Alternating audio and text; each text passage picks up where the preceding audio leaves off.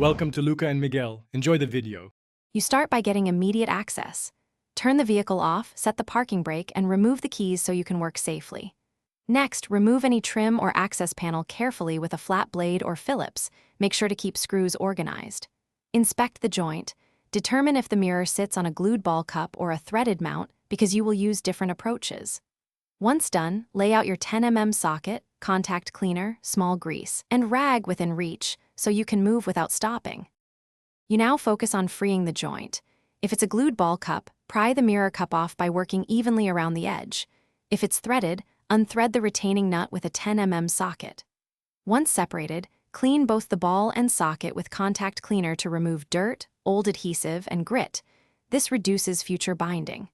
After cleaning, apply a thin, even layer of silicone-safe grease or install the replacement ball cup, making sure the orientation matches the original so the mirror will sit straight.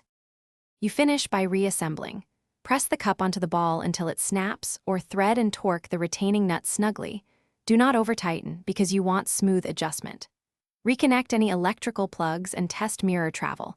Make sure it stays in position when you adjust it.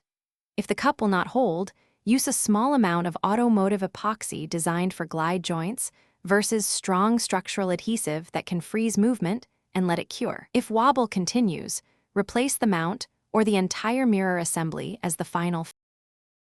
Thanks for watching and please subscribe. It's the best investment you'll ever make.